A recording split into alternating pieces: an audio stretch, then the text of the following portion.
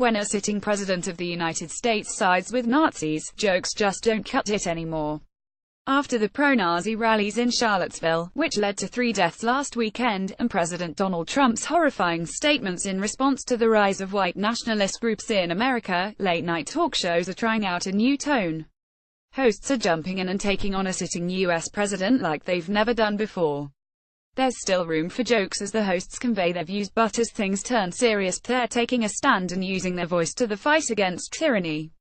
Read more. NBC helped create President Trump, and MSNBC ratings prove he's been good for the company. This is a long way from jokes about Bill Clinton's infidelity or George W. Bush's intelligence.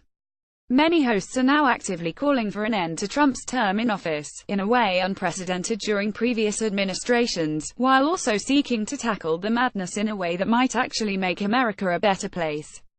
IndieWire has taken stock of how the more established voices tackled this terrifying chain of events, and not just this past weekend, but in the context of their track records to date in covering the Trump administration. Below, a ranking, from least to most revolutionary. 8. The Tonight Show with Jimmy Fallon. Last fall's infamous Trump hair ruffle didn't help. But in broader terms, Fallon is struggling with an ongoing inconsistency in how he approaches the administration as the host of The Tonight Show and a public figure in his own right. As the granddaddy of all late-night shows, Tonight is in a tough spot. It's the most mainstream, and naturally has an innate desire to avoid politics or else have fun with it, like various figures slow jamming the news. But that has muted Fallon's voice in a time when his competitors are screaming louder than ever, leading to the show's slip in total viewers as well as awards consideration. For the first time since its premiere in 2014, The Tonight Show wasn't nominated for an Emmy. Thus, it was remarkable that Fallon opened his Monday show by directly addressing the audience, saying that even though The Tonight Show isn't a political show, it's my responsibility to stand up against intolerance and extremism as a human being.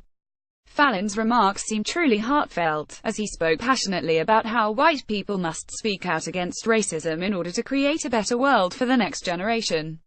But here were his exact words when it came to calling out Trump. The fact that it took the president 2 days to come out and clearly denounce racists and white supremacists is shameful, and I think he finally spoke out because people everywhere stood up and said something.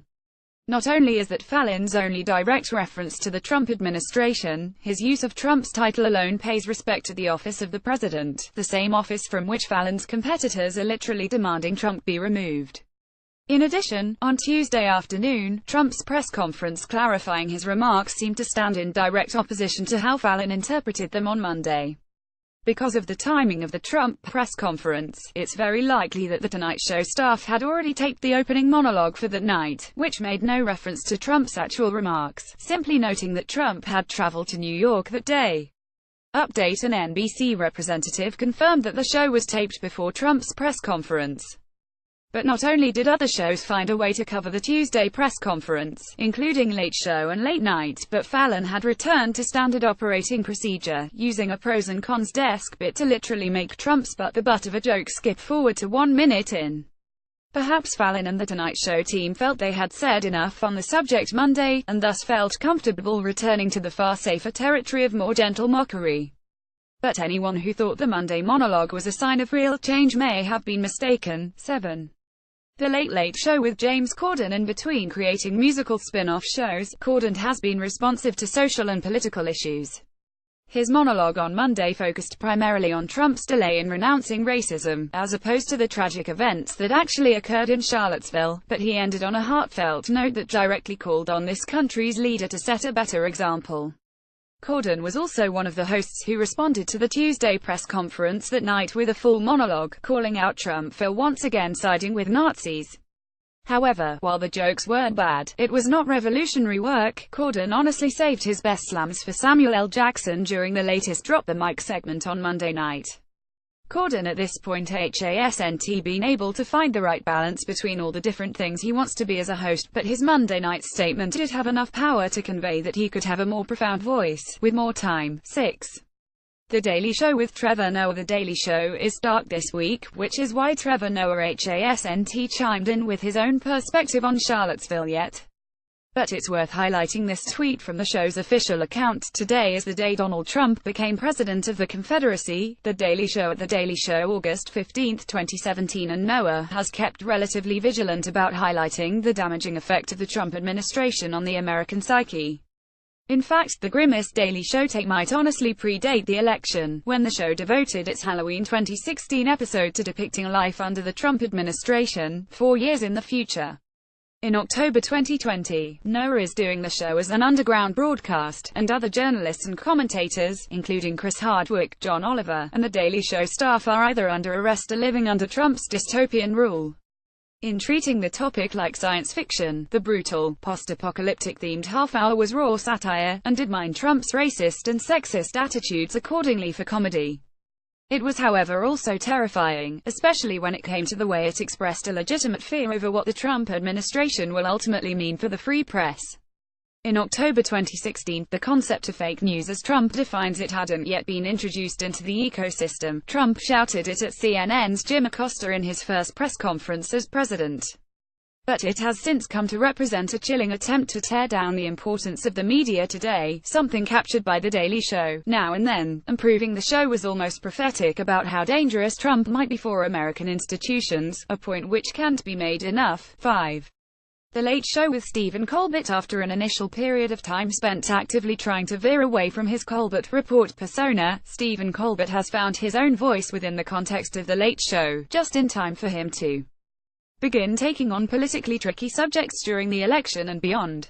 And Colbert's coverage of the Charlottesville events on Monday were a strong representation of his craft, focusing on the actual Nazis doing the protesting. His 10-minute monologue on Tuesday was also full of fire, indirectly calling for Trump's impeachment. However, while the jokes were tougher, Tony Colbert didn't offer much variation, still using a mocking Trump impression to sell certain punchlines. And most importantly, while Late Show has been consistently anti-Trump, there's no denying, it is still also the birthplace of Cartoon Trump, an animated parody of the president that turns Trump into a bright orange caricature. Cartoon Trump is graduating from Late Show bit to television star. Showtime recently greenlit a 10-episode animated series to be executive produced by Colbert. But it no longer feels palatable to portray Trump as a wacky character, when he feels so much like a threat. 4. Last Week Tonight with John Oliver. John Oliver has been anti-Trump forever, to a degree that's unnecessary to recap, and thus he dug into the events of Charlottesville in his opening monologue Sunday night, before Trump's Monday and Tuesday statements. However, based solely on Trump's initial comments about there being many sides to what happened that weekend, the show nailed one of the best jokes about Trump's relationship to the white supremacist movement, which was memified on Twitter Wednesday morning regarding Nazis, cats, and Donald Trump. Twitter.com Movo 3 Uquok. Last Week Tonight. At Last Week Tonight, August 16, 2017. 3. Jimmy Kimmel Live. Jimmy Kimmel's breakout moment this year came when he made the political personal, tearfully telling the story of his son Billy's birth just when congressional debate over the AHCA was at its absolute peak. By making it clear how important healthcare is for every American citizen, Kimmel had an unmeasurable but profound effect on the discussion.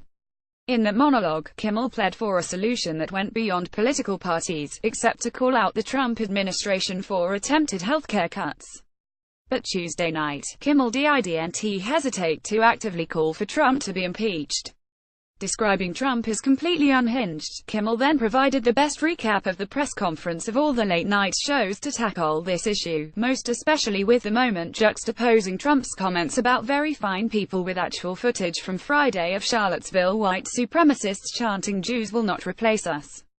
Kimmel also had the best punchline related to Trump's claim that he owns the largest winery in Charlottesville. "My wine is fantastic, especially the white. I think we might need an alt president right now," Kimmel said, before laying out his plan to shift Trump from the role of president to king, a theoretically safer position, for the sake of America. Jimmy Kimmel the activist is a relatively new look, but it suits him, too. Full Frontal with Samantha Bee. The worst thing about Full Frontal's campaign against not just Trump, but the increase in hate and fear within America, is that there's just not enough of it. Only 16 half-hour episodes have aired since Trump took office, not including April's Savage Not the White House Correspondents' Dinner Special. That said, Bee has been both a font of rage and a voice of sanity when necessary, bringing genuine empathy to the issues as well as actual action. While the show's most recent episode aired on August 9, on Monday the show's official YouTube channel posted the below excerpt from an upcoming segment in the works for September, spotlighting Life After Hate, the only organization dedicated to bringing people out of the white supremacist movement. According to the clip's YouTube description, Life After Hate just had its budget cut by the Trump administration, so full frontal isn't just spotlighting Life After Hate's work, it's actively encouraging its audience to donate to the group. It's just the latest example of why B's voice is so vital to the national conversation, even off the air. SHES aiming to make change. 1. Late Night with Seth Meyers. Late Night with Seth Meyers has yet to break into the Variety Talk Series Emmys category, but it's become late night's flagship show when it comes to facing America's political climate head-on. The A Closer Look segments, which dive deep into issues of the day, have become the show's signature almost as much as Meyers' vehement rejection of Trump as a worthy leader.